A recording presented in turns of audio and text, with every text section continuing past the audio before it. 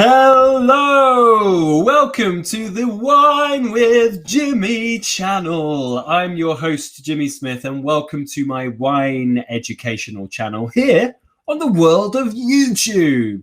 This is a channel here designed to help you understand and enjoy wine just a little bit more, specifically designed for those of you studying your wine qualifications, such as the WSET.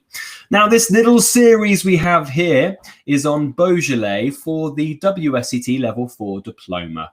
So this is quite a lot of detail about the wonderful wine region of Beaujolais. It's actually spread out, this series, over seven parts, and you'll see them listed just here.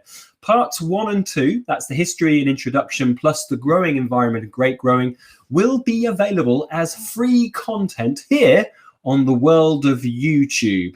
Parts 3 to 7 are only available on my portal. That's available at www.winewithjimmy.com. You'll see it at the bottom of the screen. Now, please go and have a look at and have a visit there and have a look at that portal. It's an excellent educational portal designed to help you with studies in terms of revision sessions, multiple choice questions, flashcards, but of course, lots of exclusive video content. Well worth having a look. It's also ad-free, so you won't get disrupted like you do here on YouTube by any of those dreaded ads. Okay, let's begin looking at the wonderful world of Beaujolais. If you do have any comments, questions, or concerns, you can do something right now. You can comment on this video below. Whilst you're down there, please make sure you click subscribe to get our weekly update videos, and also click like, because every little helps. Okay, so let's rock and roll in the wonderful world of Beaujolais. So we need to understand where it's located, first of all. So the Beaujolais region is immediately to the south of the Mâconnais. So that's that southern section of Burgundy. It's in kind of eastern France, as you'll see quite comfortably there from the map. And it's considered a part of Greater Burgundy. It produces a fairly large quantity of wine. It's actually quite similar to the volume that you get from Burgundy, probably just a little bit less. And virtually most of it is the Gamay Noir grape variety, accounting for 98% of grape varieties. And we'll talk about that, of course, in part 3. There's a little bit of rosé made from Gamay, and there's white wine made from Chardonnay, but they are exceptionally minor amounts. I am not talking about topography, geology, or climate, or anything like that here. That's on future videos. But what we will discuss in this first video is a little bit of history. Why? Because it all stems from history, and I think it's fascinating. It sets the romance of a wine region.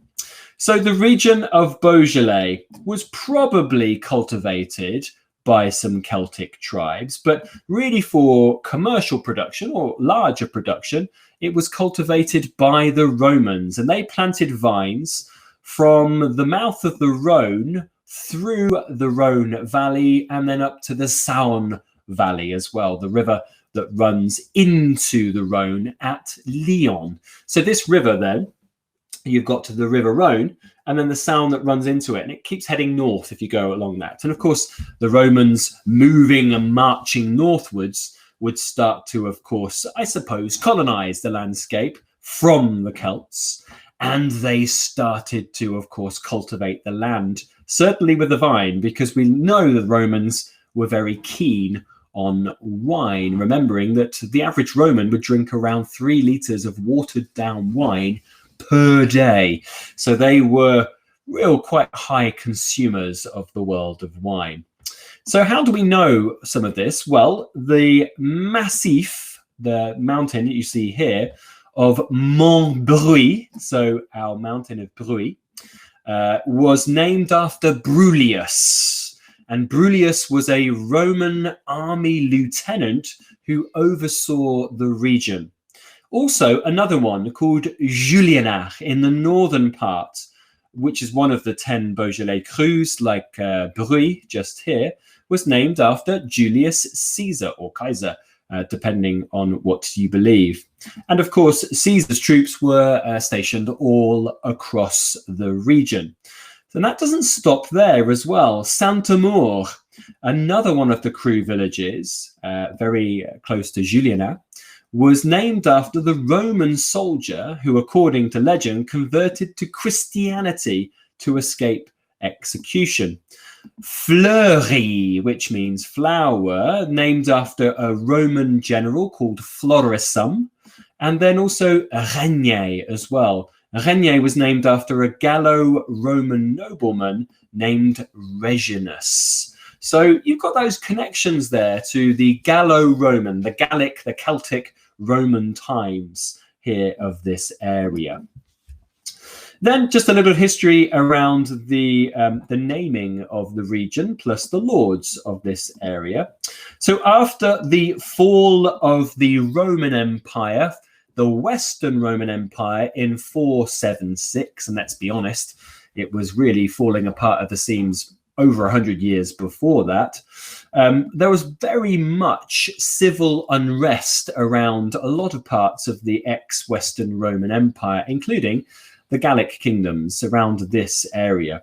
So from the 7th century to the Middle Ages, Benedictine monks took responsibility, of course, for cultivating the landscape, including viticulture, remembering that they really produced the vine initially for sacramental and symbolic purposes, the blood of Christ. But of course, it became a commercial, a commodity. So they started to, of course, utilize that as well.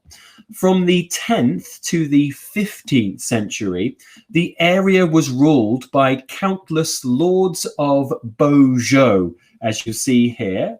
And after the death of Edward II, the final lord, the barony here passed to his uncle Louis II, Duke of Bourbon, and this was the first title used by the members of the Bourbon dynasty, and then eventually the House of Orléans. In 1522, Francis I of France confiscated the title and gave it to his mother, Louise of Savoy, but it reverted to the French crown on her death in 1531. Beaujolais was and is the town from which Beaujolais region takes its name. Not from the lords, but from the town. Something quite interesting, though, that we need to mention before the eventual lords of Beaujolais relinquished the area here, which was in the 1500s, was in the 14th century. In 15, this is brilliant. I love this. This really stops you in your tracks. This does. So in 1395, Philippe the Bold, so the moniker the Bold for Philippe, who was the first Duke of Burgundy, outlawed the cultivation of gamay in the Côte d'Or in Burgundy. And this is important. Now, why? Well, probably financial reasons, but also aristocratical reasons. The grape variety gamay was much more of a grape variety of the people, of the peasants, of the serfs, whereas Pinot Noir was much more a grape variety of the aristocracy, of the nobility.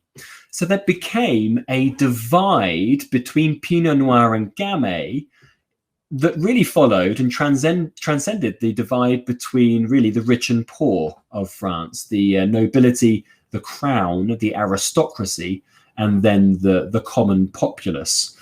And this is amazing because this mentality in France has continued well into the 20th century. So for a good 700 years, the thought process, certainly between from the wealthy, is that Pinot Noir is a grape of promise and of the future and of quality, whereas Gamay is a mass production grape variety. So this was first instigated by Duke Philippe of Burgundy. in 1395 on the last day of July. And this is his address, his official ban. And you can see that this is a real instance here of propaganda. You know, propaganda has been used a lot in politics, and certainly when we talk about nationalist movements as well in Europe, it's a huge tool. And listen to this propaganda. So, a very bad and disloyal variety called Gamay. Now, that's an old name for Gamay. Okay, so it's an old synonym. From which come abundant quantities of wine. You can't deny that. It actually produces, on average, 4 times the volume of Pinot Noir. And this wine of Gamay is of such a kind that it is very harmful to human creatures. Now that's interesting, possibly because it was consumed a lot more by the peasants and by the normal people. So much so that many people who had it in the past were infested by serious diseases, propaganda, as we've heard, because said wine from said plant of said nature is full of significant and horrible bitterness. For this reason, we solemnly command you and all who have said vines of said Gamay to cut them down or have them cut down wherever they may be in our country within 5 months. So hugely over the top, probably a lot of commercial influence here because Pinot Noir was a great variety of the Dukes of Burgundy, but hugely over the top. Now, what also it really sort of instigated this is that in the middle of the 14th century was the Black Death, the bubonic plague. And for around 14 vintages, Gamay was produced very abundantly, whereas Pinot Noir wasn't. Pinot Noir wasn't because it's a grape that needs a lot of attention in the vineyard. And for 14 vintages, there was nobody to cultivate the land because of the decimation of the population.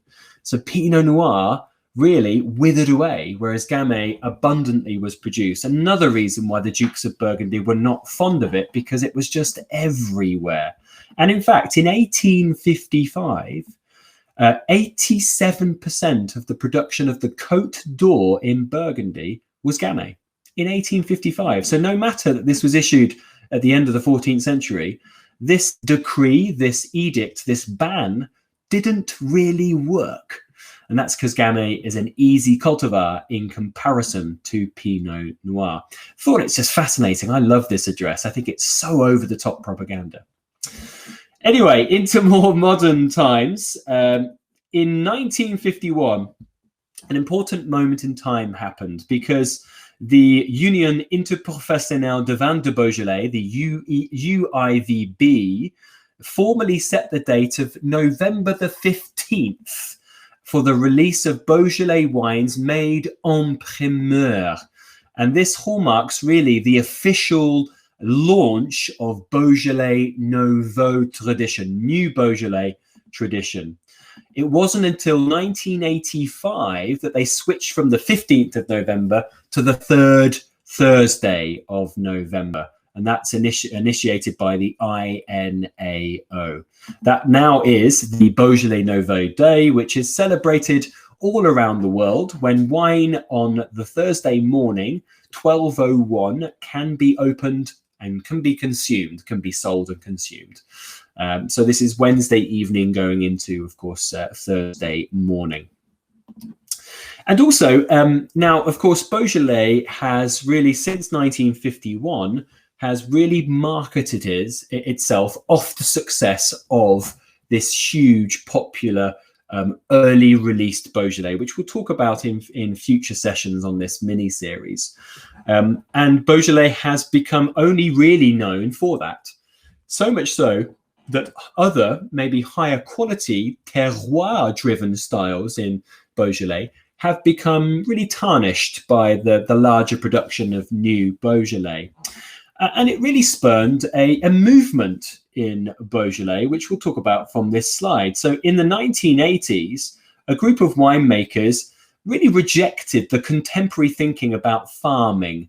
And one of the most significant was the scientist in this picture called Jules Chauvet. And Jules Chauvet, as I've got up here on the slide, was really one of those who thought about respecting the land, rejecting sulfur dioxide, and really his work, which was going to natural winemaking, and this is the birth of the natural wine movement, the modern one anyway, inspired a group in Beaujolais known as the Gang of Four, including Marcel Lapierre, Jean Foillard, and also Jean-Paul Thévenet and Guy Breton. And all of those focused on low intervention farming, and many others in this region have followed. Importers into the US, for example, like Kermit Lynch and also Joe Dressner, began to bring those quality wines into the country in the 1990s, as well as into the UK with other importers like Le Cave de Perrin.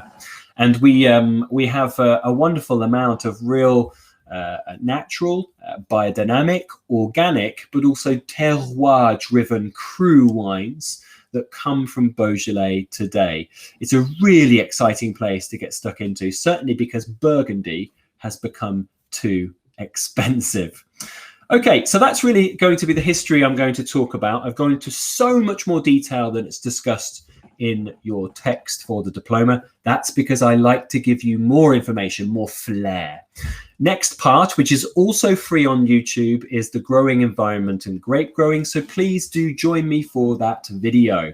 If you do have any comments or questions, please do get in touch. You can do so by commenting on this video below. Please make sure you click subscribe and you also click like. That's to get our weekly updates, but also you like the video. It always helps.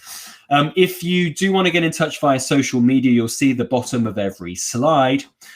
Or if you do find yourself in the United Kingdom, I have wine schools and I have a wine bar. So please come and see me for a class, a glass, or a bottle. I've been Jimmy Smith. Ciao for now. Goodbye.